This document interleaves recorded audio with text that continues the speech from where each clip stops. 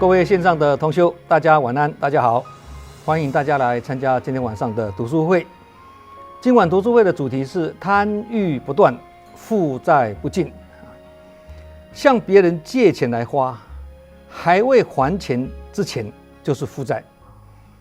还人家钱了才叫做没有负债。同理，用信用卡预支消费也是属于短暂的欠债，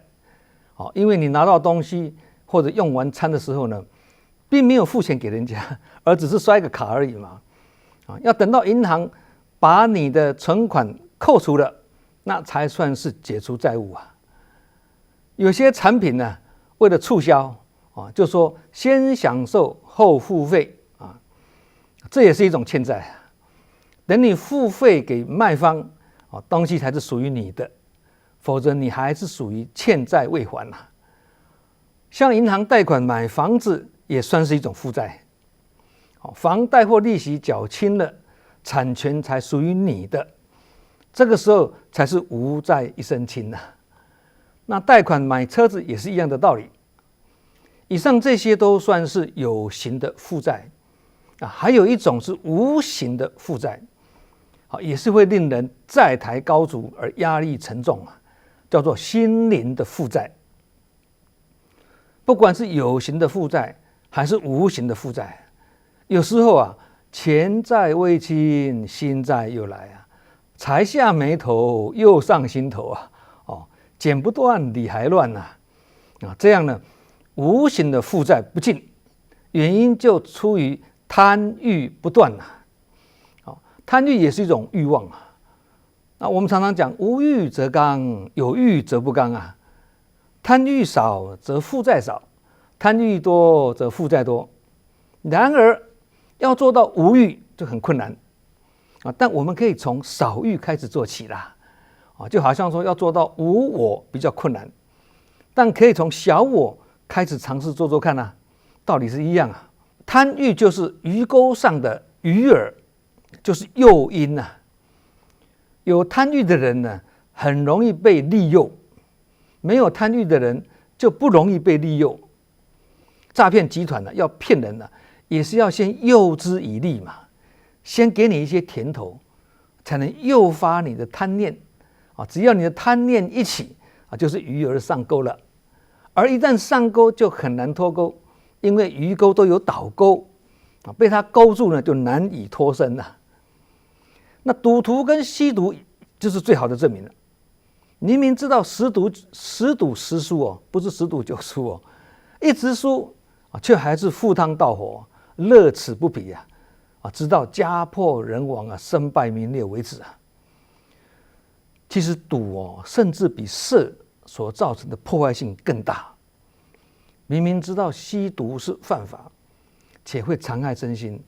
只要一上瘾呢，就像鱼儿上钩身心都不由己，去偷去抢都要吸毒，只要毒瘾不断就会负债不尽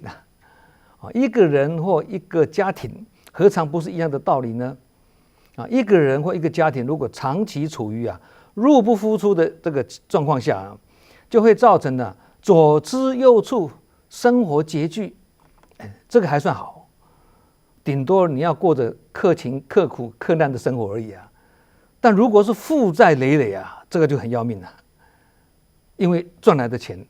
拿来偿债还债都不够了，生活要如何能够清安无忧无虑呢所以呢，佛陀就把这个贪欲比喻成负债，贪欲就是负债这个自有它的道理我们只要贷款买一间房子或者贷款买一辆车子，就至少呢要做牛做马好几十年这种负债不断的负担呢，是大多数人现实生活的写照。然而房贷跟车贷终有缴清的一天而贪欲的负债不但没完没了，还会本金加利息自动的累积造成终身债台高筑难以偿还事实上也还不完一直到一口气吸不上来为止这个以佛法的角度来讲，叫做什么？叫做业未尽走不了啦，都躺在那里走不了。业障也是一种负债啊，业障重也算是负担沉重嘛，负债沉重嘛啊。那业尽的就好像债还清了，才能离开人间呢。那不止业尽，还有福尽、寿尽也是一样啊。就好像我们去餐厅用餐，吃完了要埋单，账跟人家算清楚了，才能离开餐厅嘛。道理是一样啊。即使有接受佛法教化的人啊，一旦到了临终之际啊，都还要自我验收哦，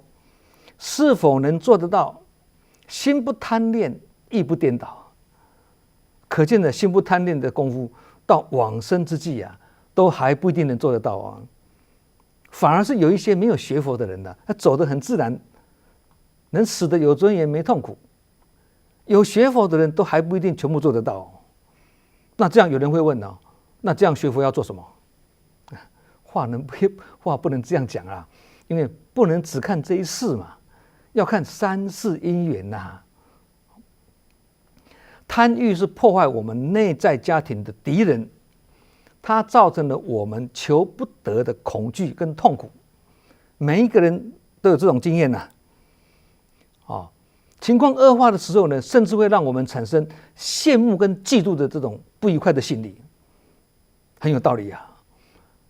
这也是一种掺杂着嗔恚的敌意呀，掺杂着嗔恚、嗔恨的毒液呀。而这个敌意的对象，就是那些所求如愿或生活过得比我们好、很富裕的那些别人啊，这就是所谓的什么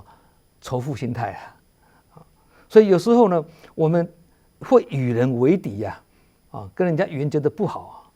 贪欲的本性其实也是缘起之一啊，也是原因之一啊。这一点呢，很令我们心生警惕啊。更何况我们一生当中啦，要面对的不只是贪欲而造成的负债而已啊，还要面对其他4个敌人呐。贪之外啊，大家很清楚嘛，还有什么嗔、痴、慢、疑啊，叫做五毒啊。这5个敌人呢，每天来我们家里捣蛋啊。今天我们奋力的把他们赶出去之后呢，明天他们还会再来啊。偏偏我们又很好客哦，还是让他们进来啊。这就是我们心灵的家啊，被这5个敌人围困的情形啊。各位想想看，是不是很有道理啊？当一个人只看到眼前的好处或诱惑，或贪求眼前的利益，这个时候呢，他就很难看到这些诱惑的后面，其实就是一个大陷阱、大坑洞啊，准备要让你掉进这个陷阱里面啊。因为利欲攻心会让一个人呢产生无明啊，无明当然就没有慧光嘛，没有慧光就会产生盲点，有盲点就很容易走错方向、迷失方向啊。这些都是互相牵动的。1996年，我也差一点的掉进我人生的大陷阱里面了上次读书会我们有提过，但是我重点提一下只看到眼前庞大的利益跟诱惑，差一点就在马来西亚投资红砖厂还好经过圣严上人的晓以大义跟说之以理之后呢，我放弃了这种破坏山林的行业而逃过一劫因为这也是造不善之因否则1997年砖厂盖好红砖就变垃圾，机器就变废铁，刚好碰到亚洲金融风暴本来想要稳赚，结果会变成稳死想要了解这个故事内容可以去参考我们读书会第98讲，主题叫做但观于密，不见深坑这个里面有详细的叙述像这种大陷阱、大坑洞呢，只有贪的人才会掉进去了。那不贪的人呢，这个坑洞再深再大都跟你无关被诈骗也是一样的道理。为什么这么多人会被骗？理由很简单，就是一个字：贪。诈骗集团要骗人，只有一种人才会让他们得逞就是心存贪念的人所以只要你不贪，他说的再怎么天花乱坠，你也不会上钩。上个月呢，我才处理完一件跨国诈骗事件呢。前一阵子不是新闻媒体闹得沸沸扬扬吗？说台湾有很多年轻人呐，被骗去柬埔寨工作啦，马来西亚也是有人过去啦，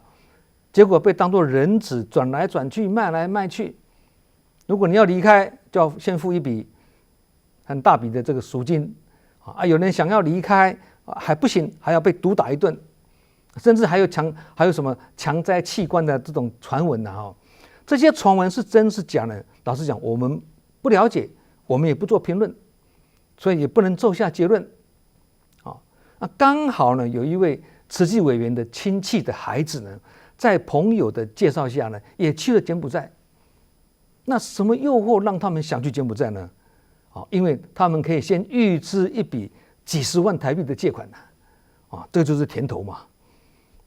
先不劳而获，让你吃到这个甜头，先给你一笔钱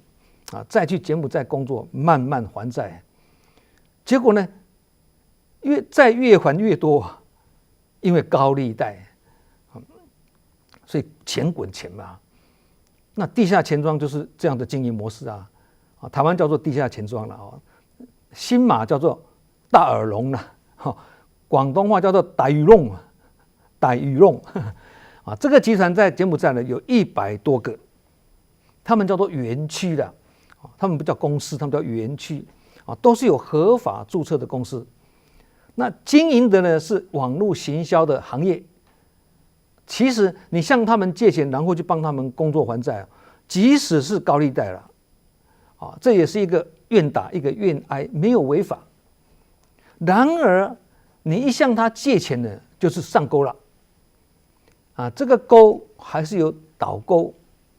把你勾得紧紧的，让你难以脱钩等待债台高筑了，还不了了，那时候就只有要钱没有要命一条了所以人就变成人质了，护照又被扣住，行动都被掌控，而身不由己因为呢，我从20多年前呢就开始关怀我们柬埔寨的慈济会务所以这位慈济委员都请我协助那我就跟柬埔寨的朋友以及台湾驻外单位呢，大家通力合作，以低调的方式呢，抽丝剥茧的运筹帷幄了解整个事情的来龙去脉之后呢，帮这3个年轻人呢偿还的欠债并顺利拿回护照。因为他们3个人都身无分文所以离开园区后就待在饭店里面，我们帮他安排了在饭店里面待1个礼拜，所有的吃住机票都由慈济以急难救助金的方式来协助帮这3个年轻人解决问题总共才花台币10万块左右。本来是4个人其中有一位呢想继续留在当地工作，我们就不再插手那这几个年轻人呢，落难他国了，差一点有家归不得追根究底就是一个字：贪。因为有贪欲，所以有负债，付出代价的意思了不但掏金梦碎还落得身无分文走投无路从头到尾就是贪念在作祟，而空忙一场，还让台湾的家人忧心忡忡。要不是有一个当慈济委员的姑姑的因缘请求慈济出手协助的话，那这几个年轻人要去哪里找人求救呢？那4个里面没回来的那一位呢，欠老板最多，那欠最多也是美金600块了，也不多，老实讲了原本我们要帮他还债，然后拿回护照嘛他却选择继续留下来，在深坑里面还执迷不悟神仙来都拿他没办法会被诈骗的人不一定都是笨的人但一定是贪的人不贪便宜不上当上当只因贪便宜所以各位看看，贪跟贫2个字长得很像彼此也有一点因果关系贪这个字上面是一个金嘛，今天的金嘛，代表的是什么？只看到眼前今天的利益那贫上面是一个分代表呢，你所赚的钱呢都被分掉了，而且越分越少。这样猜字也是很有道理的。有一个农夫想要买一块地他就向人家询问这里的地怎么卖啊？当地的人说，你只要交台币1万块然后呢，给你1天的时间，从太阳升起的时候开始算起直到太阳下山落到地平线之下，你能用脚走到多远，那个范围的土地就是你的。但是有一个条件，如果你不能按时回来到起点那你将得不到1寸的土地。哇，这个农夫就心想了只要我辛苦一下呢，多走一些路那不就可以得到更多的更大的土地吗？于是他就迈开大步，一直向前快走一刻也不敢停留到了中午呢，他回头已经看不见出发的地方了那时候他才转弯回头这一路上呢，饥渴难耐可是他连喝一口水的时间都没有，他也不敢片刻休息为什么？因为他心里一直想我只要忍住今天的辛苦，以后就可以享受辛苦一天所带来的收获庞大的收获眼看太阳快要下山了，太阳快要落到地平线之下了，他开始呢加快脚步向起点赶去赶路赶得筋疲力尽终于快回到原点了眼看只差几步就要到起点了。这个时候他的力气已经耗尽了，倒在地上了。倒下去的时候呢，很幸运，他2只手刚好触到了那个出发的那条起跑点终于呢，他走过的那一大片的土地都归于他的了。可是呢，这个时候呢，这个农夫已经体力严重透支气数使尽了，而失去生命了。这就变成一个无缘的结局其实这个也是目前很多人的人生写照谋别人的财害自己的命叫做谋财害命也就是俗语讲的啦，人心不足蛇吞象，贪心不足吃月亮。老实讲啦，欲望是每个人都有啦，包括孔子也是有欲望但是要做到高深大德的无欲，那已经是属于超凡入圣了，不是普通人了，也没有几个人做得到孔子虽然说呢，欲望是人皆有之的但孔子也提醒我们呢，要做到欲而不贪我们讲贪欲，其实这2个字之间也是有微妙的距离，可以有欲，但是不贪其能够做到少欲跟不贪，其实就算很厉害的功夫了啦。所以欲而不贪很合乎孔子的中庸之道，也合乎佛法的中道实相这也是一种生活的智慧了。孔子时代有一个故事有一个魏国的人钓到一条非常大的鳏鱼，鳏寡孤独那个鳏孔子的孙子叫做子思就问这个人哇，这个鳏鱼是很难钓得到呢，你是用什么方法钓到的呢？那个人就说我开始下钩的时候呢，用的是一条小鱼做鱼饵，这条大鳏鱼经过的时候连看都不看就走了，就离开了。后来呢，我换了一条大鱼做鱼饵这条鳏鱼看到就上钩了啦。只是听他这样一讲以后呢，有感而发，就讲一句话：水性清纯，而泥沙让它浑浊；人性安适，而嗜欲使它杂乱。继续讲，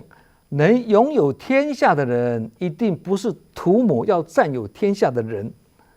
能得到良好名誉的人，一定不是贪求名誉的人这句话讲得很有道理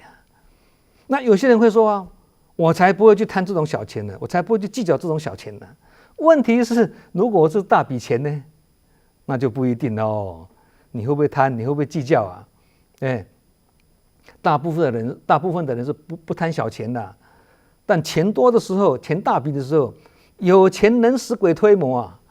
考验就来了哦，是吗？就跟那条关羽一样嘛，小鱼不吃，大鱼我就吃啊，结果上钩。同理，小钱不贪，大钱就贪啦。那很多人会问，会反问人要进步啊，要进步不是要有企图心吗？这样问也没错啦。不过以世间法来讲有企图心是因为你有理想有抱负嘛，有这种企图嘛，是一种上进心呢。这也是人之常情没有错。问题是，如果你能以出世的精神去做入世的世间事，这样子的境界呢，更高一层。这个时候不能叫做企图心而是叫做使命感两个的意境不一样企图心会让人有所求嘛，有所企图嘛，而患得患失，造成烦恼。使命感是无所求，只是有责任，但没有压力跟烦恼意境就差在这里了。其实我做慈济志工30年了，我也常常警惕我自己，有责任有使命，但是没有压力所以我很少有压力的。同样的道理，有所得的人一定是有所舍的人，也一定是无所求的人。有所贪比有所求更严重但是如果有所求过头了，变成贪求无厌了，那这个就很有可能从犯规恶化成为犯法。电视新闻中报道了很多贪官污吏啦，或者污吏那个大企业家那个大老板身陷囹圄，被关在监狱或者是就是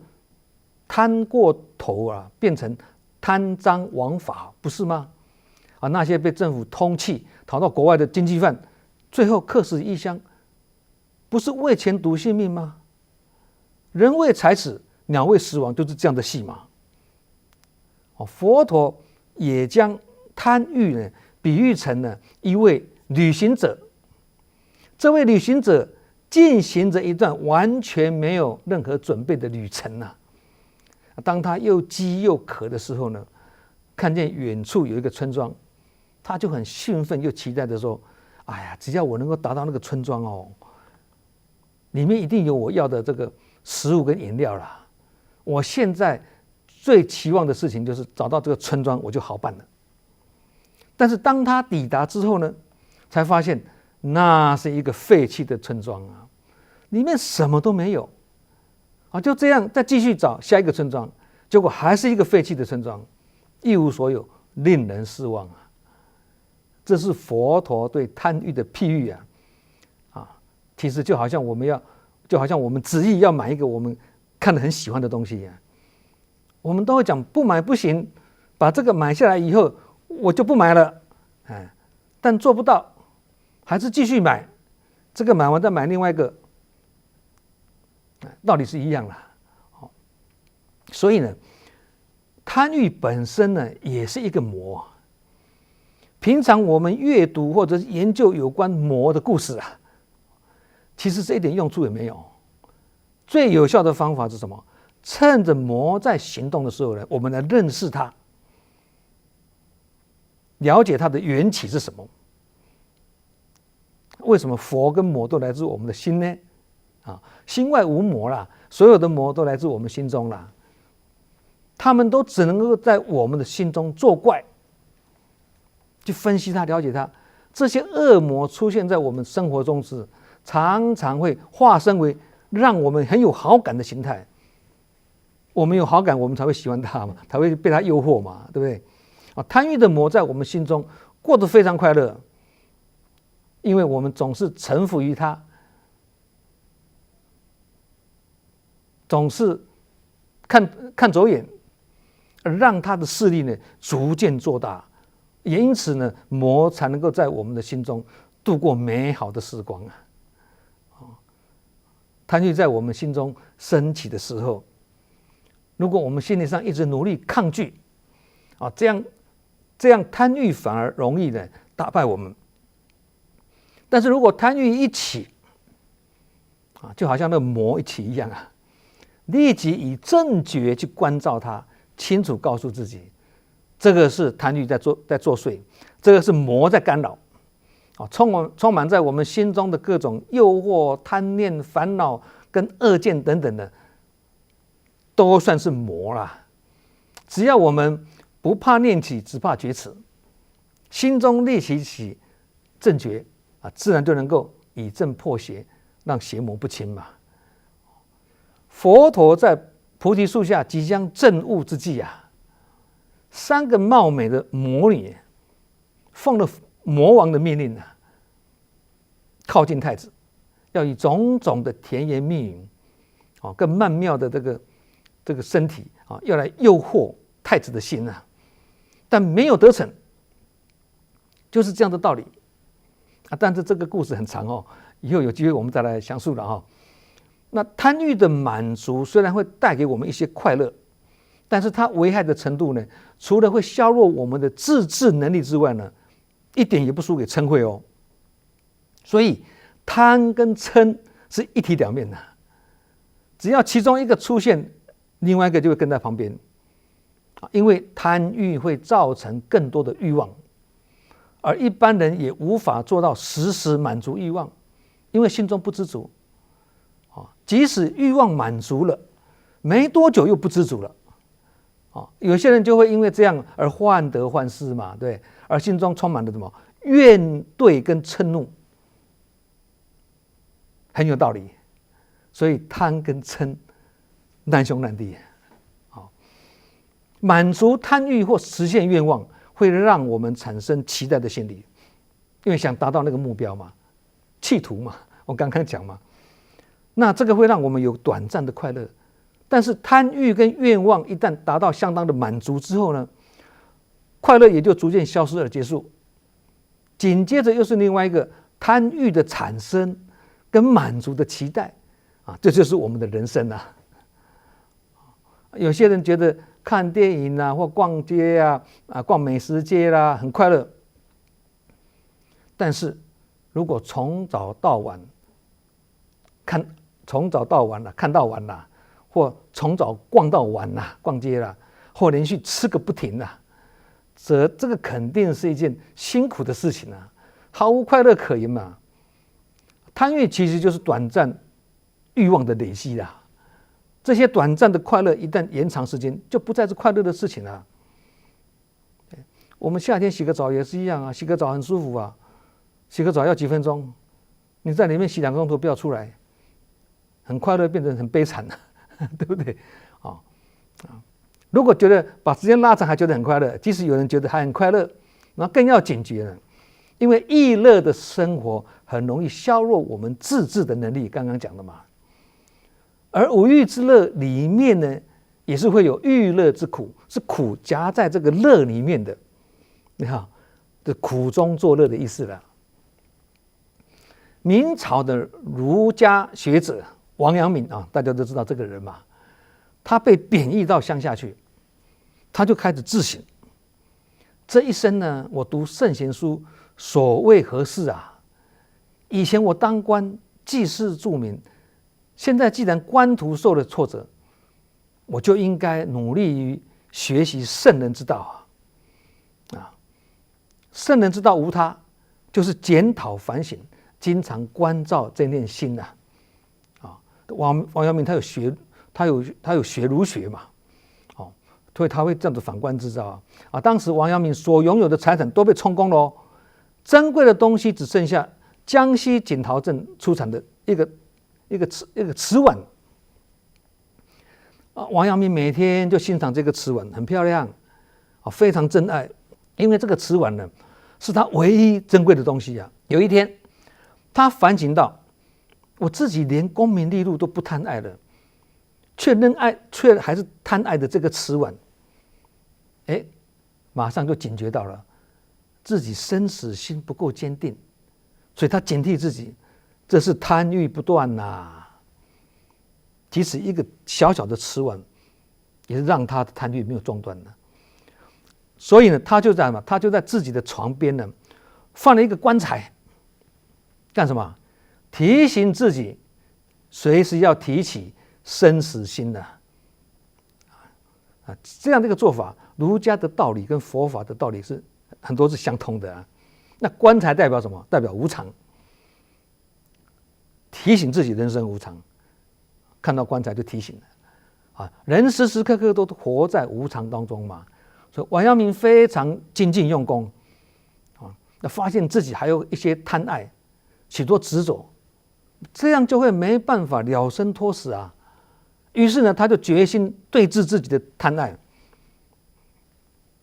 怎么对治呢？他就把心爱的这个瓷碗呢，把它敲裂的敲破一个缺口。哎，瓷碗有瑕疵的，都不再那么美了，对，内心就不再贪爱它的啦。这个心爱的瓷碗破了嘛，我执也破了啊。所以我们如果要破这种贪欲的我执啊，这个方面法我们可以参考一下。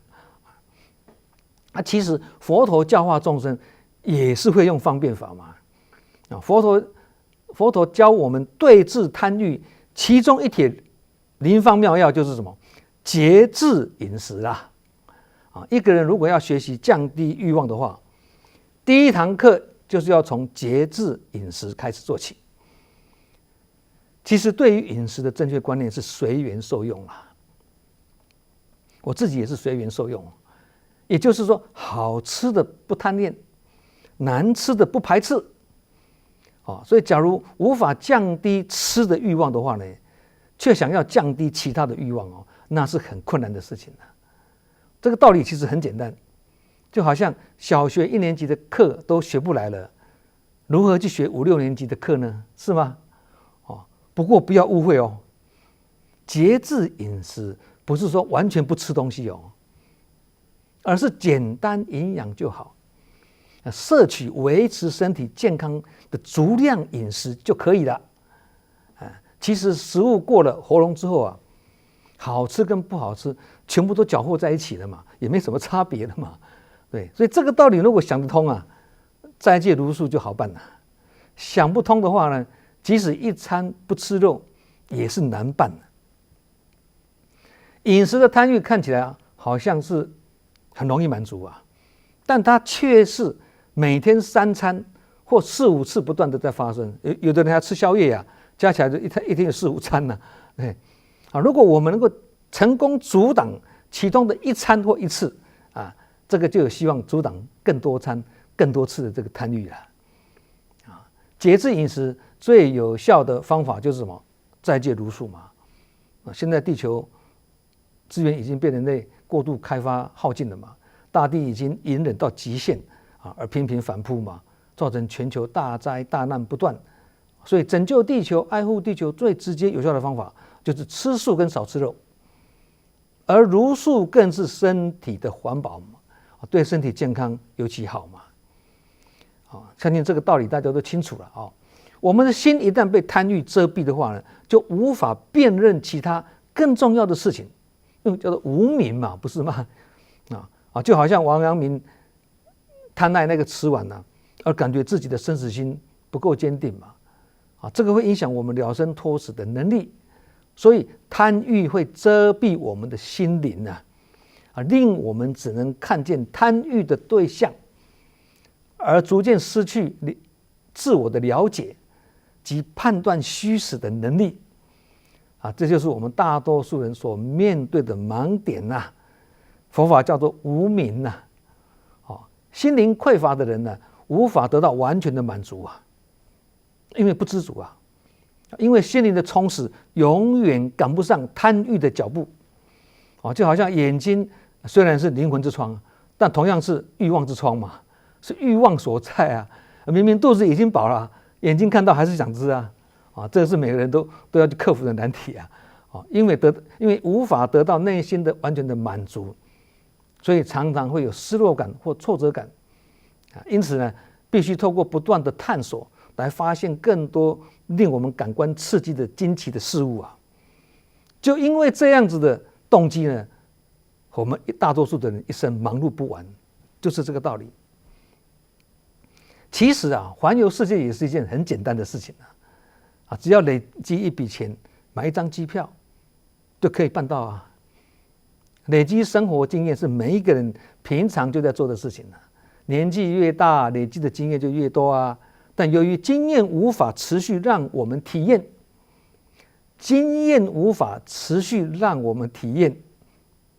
所以我们不会得到满足。其实经验到最后还是会消失啊。平常我们讲经验的累积嘛，大部分都是指什么？感官上经验的累积而已啦，而不是精神层次的升华。它会随着时间消逝，顶多成为回忆而已嘛。所以才说很有人生经验，并不代表很有人事历练。人生经验是岁月的累积，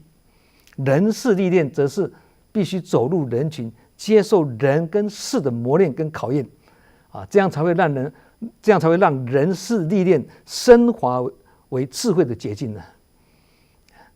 简单讲啦，有经验的人只知道 know how， 有历练的人他才能知道 know who。找对了人，问题就解决了，不是吗？人生很多事情让我们悔不当初了，每个人都一样了，要补救已经来不及了嘛。因为我们无法回到前面那一秒更无法呢回到过去所以呢，我们经常被时间狠狠的教训。时间不但挡不住，而且非常的无情。虽然我们经常被时间教训，但问题是我们学习到最大的教训是永远学不到教训，才会造成很多的遗憾跟后悔嘛。那蹉跎时间或者蹉跎因缘所造成的遗憾，有时候会影响我们的一生啊。所以时缘跟福缘都很重要。时缘就是时间上的因缘福缘就是福报上的因缘5年前，我因为右眼视力模糊，眼科医生呢检查结果是右眼有一点中风，我的右眼有点中风微血管阻塞嘛，那造成视力减退。那这个时候呢，我人生中的大贵人出现了，慈济医院院长的秘书刚好就出现在眼科检查部门的门口平常他帮我挂号我就感激不尽了嘛，我哪敢让他陪我去门诊？他的工作也是很繁重人家的时间也是非常的宝贵嘛。到现在为止呢，这位秘书唯一出现在我门诊的那个地方的应援呢，就是那一次而已结果呢，在这个非常重要关键时刻呢，他出现在他当场质疑之下呢，建议我去找神经内科检查一下。那天刚好是礼拜一是慈济医院的神经内科王副院长的门诊时间他每周只有1跟3门诊我眼科看完之后，立即去找这位王副，当天下午立即做 MRI 检查，发现心血管有阻塞现象。隔天早上再继续做心导管检查，确定心脏3条血管里面呢，